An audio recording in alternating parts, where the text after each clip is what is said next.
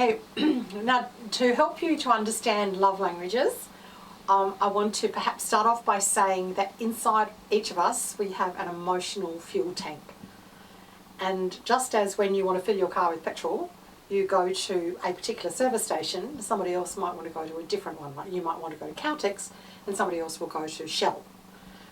So similarly, with our emotional fuel tank, when we want it to be topped up, if it's running a bit dry, we don't necessarily like the same thing. And there was a chap called Dr. Gary Chapman who actually worked out by doing a lot of study on people and their need for love that there are 5 different needs, 5 different ways in which a person might feel loved. And I can write those up for you. And then as I write them up, don't say anything yet, but you'll be able to perhaps work out what you need, and then I'll tell you a little bit more. So these are called love languages, and we'll work it out first. So some people like gifts. Whoops, let me write gifts. Now, not everybody is a gifts person, but if you are a gifts person, then you will feel loved if someone gives you an expensive gift. I mean, Tiffany's, for example, or a solitaire diamond. And if you're a guy, it might be that you like, expensive golf clubs or something like that, or a really nice expensive wallet. So when you're a gifts person, for some people it's the value of the gift, the more valuable, then the more cherished they feel. And for others, it's the fact that they've got a gift and that somebody is thinking about them. Now in the past, because I'm not myself a gifts person, I used to think that gifts means that you're sort of materialistic. But then when I learned about love languages, I realised that for some people that is important, and it's just not necessarily for me. Then there is another way that a person might feel loved, and it's through words of affirmation. Now, if you're a words person, then your ears, there's an ear, your ear actually plays a really significant part in how you feel loved. So if you hear words from your partner of appreciation or of thanks, like, thanks for cooking that meal, I really enjoyed that, or wow, that's a really nice top you've got on, something like that, when your ears hear those words, you actually feel really loved. And because hearing the positive words leaves you feeling loved, if the words are negative, then you will feel really criticised. So people who are words people actually feel more criticised than others with negativity. Now, it's not just the words, the ears play an important part. Remember I said so, tone is also important. So words people tend to be really sensitive to tone, and if the partner talks in a negative tone, an irritable tone, a sarcastic tone, that's actually can be quite hurtful to them. The third love language is acts of service. Now, if you're an acts of service person, you will feel really loved when your partner does something for you. And that can be little things, like, either breakfast in bed or making you toast. Or it can be even things like, making sure that the car is filled with petrol after you've been using it. Or, offering to drop him off at work or something like that. Just doing those little things. Now, when you are an acts of service person, the other 2 things aren't necessarily as important to you. But if your partner doesn't do something that you have asked, so your partner may not know or offer voluntarily, but if your partner asks you to do something and you don't do it, is when you are left feeling really unloved. Like I can remember working with a couple where the husband asked the wife to pick up some pictures from the framers that he'd dropped off the week before, and she didn't do it. So he asked her again, second time, and she still didn't do it. And she maintains it was because, it was raining and she didn't want to bring it out in the rain. There were all sorts of reasons. But he said to her, I ended up just waiting to see how long it would take you because I wanted to see whether or not you gave it any priority at all, to do that particular task for me. So he was an acts of service person. Then there's physical contact. Now, the physical touch isn't necessarily sex. Sex is part of it, but this is, when you're a physical person, you feel your love through physical contact. And that can be, holding hands, giving a hug, linking legs in bed. Some people need to snuggle while they're falling off to sleep.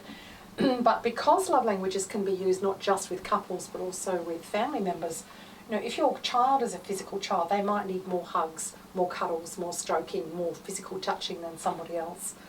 With my two boys, one of them was a very physical, is still a very physical person. I can remember when he was studying for exams once, and I tiptoed into his room while he was studying at the desk and put away some laundry that I'd been folding, and I was tiptoeing out again. I didn't want to disturb him, and the voice from the desk said, "Where's my hug?" Don't think that you can leave this room without giving me a hug, because I was deliberately being quiet and not saying anything, thinking I was being of help to him, but he wanted the physical hug before I left. And the last love language is time. Time to communicate is important for some people. That doesn't have to be a lot of time. It might be the 15 or 20 minutes at the end of the day that you chat after you've turned off the TV, or if you are not together, you might be apart for some reason, it's the 20-minute chat that you'll have on the phone, just to reconnect, just to feel like you're back in each other's lives and you know what's going on. Some people don't need to communicate, they just like time together, to do things together. These are the people who might garden together or go cycling together or go to the movies together. So not lots of talking, but just making a memory together. So if we had a look at those love languages, very often one stands out, or maybe a second one stands out as being the one that is really important for you. Which one would you say is important for you? Could you work that out? I think probably the words of affirmation. That one? Yeah. Okay, that one there. Is there a second one? I think definitely the time, but more sort of the communication side. That one. Yeah.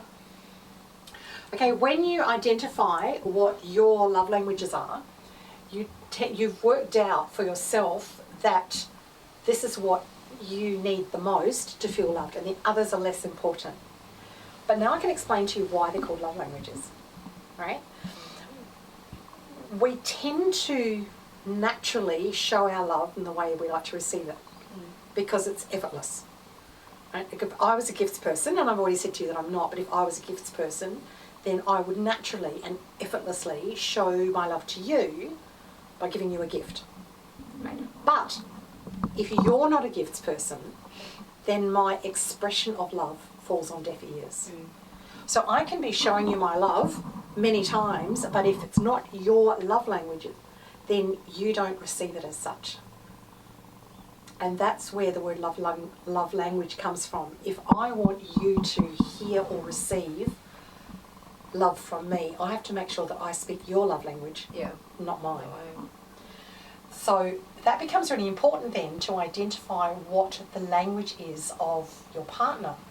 Because let's say your partner is acts of service and physical. Now, that doesn't necessarily mean that you've got a relationship that's incompatible. Yeah. It just simply means that in order for your partner to know that you love him, then you have to speak his love language here and here. And that means you moving a little bit out of your comfort zone, because it means you're doing something that doesn't necessarily come naturally, because what comes naturally for you is this and this. But what then happens is that because your partner's emotional fuel tank gets topped up, then they will want to respond to you with love, and you get back in abundance. And it's a bit like what we mean in relationships, that if you give first, you get back. But of course, your partner is not necessarily going to tell you in your language. Your partner may give back to you in here and here. And if that's not speaking your language, then you're going to have to tell them. You're going to have to say, thank you, I know you're trying to tell me that you love me, but actually this is more important to me and this is more important to me. It's like, I love it when you give me a hug, but I need you to say thank you, or I need you to let me know that you appreciate me, and say it in words, because that's what is most important to me. So when you actually know about love languages, it's pretty simple.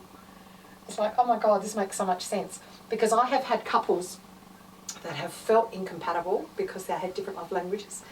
And I've also had couples who totally come together once they realise that they've been together for years, but they haven't been talking each other's love language. So if you had a couple that, like the first example that you said with, they felt, so the first one that you said they felt incompatible. How do you make them feel more compatible knowing that they speak different languages? Like, what do you encourage? Well, it's just getting them to realise that if you love your partner, speak to them in their own love language, not yours. Because, like in that particular case, the wife was an acts of service person, and he wasn't. So she was constantly doing things for him. Cleaning his shoes, making his meals, picking him up from work, all the things. But because he never did acts of service back for her. He didn't put up the bookshelves and he didn't mow the lawn. All he said was thank you, because he was a words person. Then she felt unappreciated, and she felt not loved because she wanted to have him do acts of service for her, and just his thank you fell on deaf ears. So how do you know how to speak a different language? Or how do you learn to speak a different language? Well, you either observe what your partner is doing, you observe the way they are treating you, because they will be naturally showing you what they want, right? And it might be what you want, which is great if it's the same. It's absolutely effortless then. Or you ask them. And if they know about love languages, they'll tell you. And if they don't, it's a really great communication. It's a really great conversation to have. Because it's not threatening. No. This can be a dinner table conversation. This is something you can talk about with friends over a dinner table and all have a good laugh about it. Because once you actually realise, you can see patterns of behaviour that you've done to, that's me.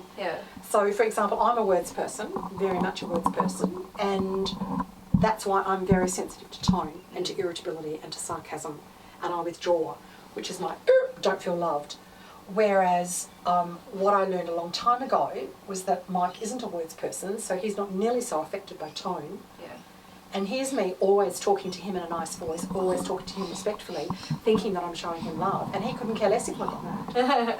He said, often, I wish you would get mad, because then at least I know what's upsetting you, instead of you trying to tell me kindly and politely. So here's me thinking I was doing the loving thing by never getting angry. But he's not a words person. Do you think you're influenced by other relationships or not necessarily partner relationships, like the relationships you have with your parents, as to which is your language? Because like words of affirmation and the tone, like the tone is something that I've definitely noticed in my folks. That there's a harsh tone? Like there's always such a derogatory tone or a negative tone, and like that's just been... If that affects you, it means that you would be a words person. Yes. No. But you might have siblings for whom their tone has not had the same impact. So sometimes you can talk to kids from the same family and you think that they've grown up in a different family. Because their experience of their family life, their experience of growing up is so different based on their own experiences that you think, are you really siblings? It's like you know my sister without even knowing her. You just hit the nail on the head. Because it doesn't affect them. And similarly with physical, there are some kids who are physical and they need their parents' touch and cuddles and hugs, and others who don't need it at all. And if a child who doesn't need it is given hugs all the time, it irritates them. It's like, don't need it. So are you influenced? Yes, you could be influenced, but how you feel as a child is the same as how you feel as an adult. So if tone impacts on you then, tone will impact on you now. If you're somebody who has felt really loved because your mum used to sew your dresses, drive you places, make you birthday cakes, then you're an acts of service person. Whereas, I'm not an acts of service person, and my mum gave me my first birthday party when I was 8, and it was a bit of a disaster. I'll tell you that story later. Well, no, actually, I'll tell you the story now. I had never missed having a birthday party, but here I was, 8 years old, first birthday party. I had brought some friends home from school. I was excited. We were all playing Red Rover all over out on the front lawn. Mum was setting up, you know, the little table with the cake and the goodies out on the back lawn, and she said to me, you can, you know, she called me and she said, you can go and get your friends now and have the afternoon tea. So I ran down the side drive and I called out to them, hey, come and get the grub, you know, because I was really excited. And my mum was offended to hear her afternoon tea called grub. Yeah. I think maybe back in those days it was an offensive term.